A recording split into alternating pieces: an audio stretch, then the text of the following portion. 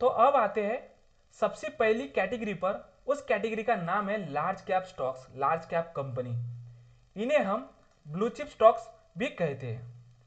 जैसे blue chip casino में सबसे ज्यादा वैल्यूएबल होती है, वैसे ही स्टॉक मार्केट में ये सबसे वैल्यूएबल और इस्टेब्लिश कंपनी होती है। डेफिनेशन के हिसाब से ये वो कंपनीज हैं जो बीएससी यानी बॉम्बे स्टॉक एक्सचेंज या एनएससी नेशनल स्टॉक एक्सचेंज की टॉप 100 कंपनीज की लिस्ट में आती है। उन्हें ही लार्ज कैप स्टॉक्स या लार्ज कैप कंपनी माना जाता है।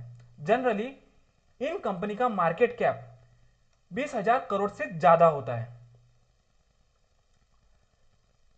आजकल तो कई कंपनीज का मार्केट कैप 5 लाख करोड़ 10 लाख करोड़ से भी ऊपर है।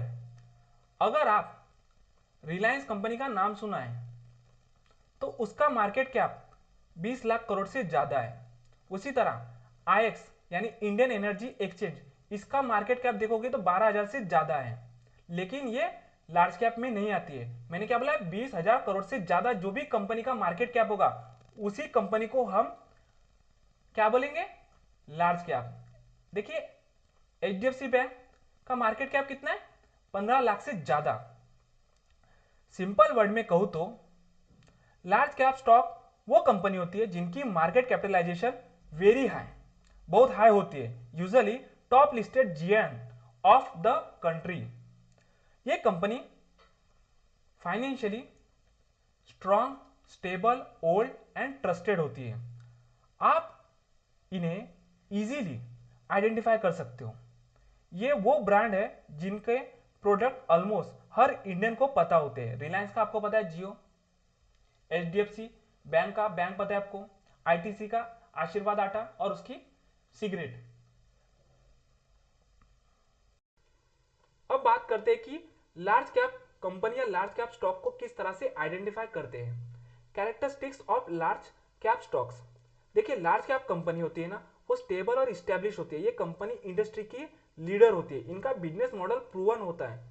इनका नाम आप आसानी से पहचान जाते हो। और ये जो कंपनी है ना, लेस वोलाटाइल होती है, यानी लो वोलेटिलिटी होती है इन स्टॉक में। इनके स्टॉक के प्राइस उतने ऊपर या नीचे नहीं होते हैं रोज। मार्केट की टर्बुलेंस में भी ये ज्यादा स्टेबल रहते हैं क्योंकि इनके पास स्ट्रॉन्ग फाइनेंशियल और स्ट्रॉन्ग मार्केट शेयर होता है। इस कंपनी के पास बिग ब्रांड वैल्यू होती है। अगर एग्जांपल के तौर पर अगर मैं कहूं कि आप कौन सा बटर यूज करते हो, या बटर का नाम सुनते ही आपके माइंड में क्या आएगा, अमूल का बटर। अगर मैं आपको कहूंगा कि वॉल पेंट सबसे ज्यादा कौन सा चलता है, तो आपके दिमाग में कौन सा आएगा, एशियन पेंट नहीं तो बर्जर पेंट। इन कंपनी का स्टेबल बिजनेस मॉडल होता है, लॉन्ग टर्म ट्रैक रिकॉर्ड होता है। देखिए ये कई सालों से काम कर रहे होते हैं तो इनके पास एक्सपीरियंस होता है, जिस वजह से इनको कंटिन्यूसली प्रॉफिट होता है। स्ट्रॉन्ग कॉर्पोरेट गवर्नेंस, तो जो मैनेजमेंट में होता है कि नहीं, कंपनी का जो मैनेजमेंट है उसमें जो व्यक्ति होते हैं ना, वो कई सालों से काम कर रहे होते हैं। उन्होंने रेसेशन, बूम, कई तरह के मार्केट देखे होते हैं, जिस वजह से ये कंपनी को अच्छी तरह से रन करते हैं और अच्छी तरह से डिसीजन लेते हैं। इसी वजह से इनका स्टॉक का प्राइस स्टेबल रहता है, ज्यादा गिरता नहीं। लो वोलेटिलिटी मैंने बताया। रेगुलर डिविडेंड, देखिए ये जो लार्ज कैप कंपनी होती है ना, इन्हें प्रॉफिट होता है तो ये प्रॉफिट का कुछ हिस्सा अपने इक्विटी शेयर होल्डर को डिविडेंड के तौर पर बांट देती है। और इस तरह की कंपनी पर एफआईडीआई का ट्रस्ट रहता है, ये ट्रस्ट करते हैं। देखिए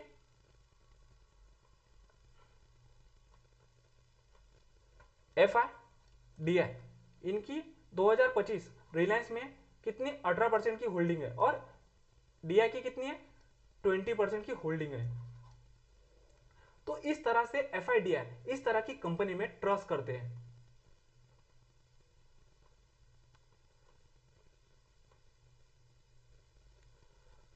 अब बात करते हैं लार्ज कैप स्टॉक के example. India base Reliance industry, TCS ये आईटी सेक्टर की लीडर कंपनी है। इन्फोसिस आईटी सेक्टर की कंपनी है। एचडीएफसी बैंक ये बैंकिंग सेक्टर की लीडर कंपनी है। आईटीसी एफएमसीजी सेक्टर की लीड कंपनी है। इसका आशीर्वाद आटा आता है और सिगरेट आती है। सिगरेट में मोनोपोली था। भारतीय एयरटेल टेलीकॉम कंपनी या टेलीकॉम सेक्टर की लीडर कंपनी है ये।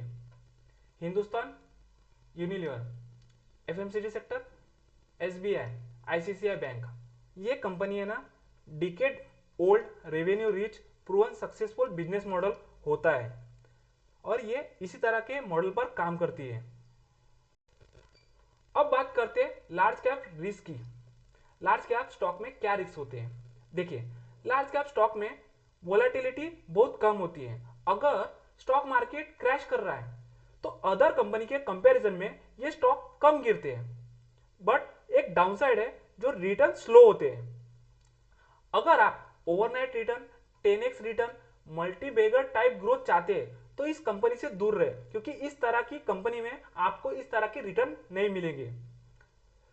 ये कंपनियां steady, slow, consistent wealth builder companies होती है।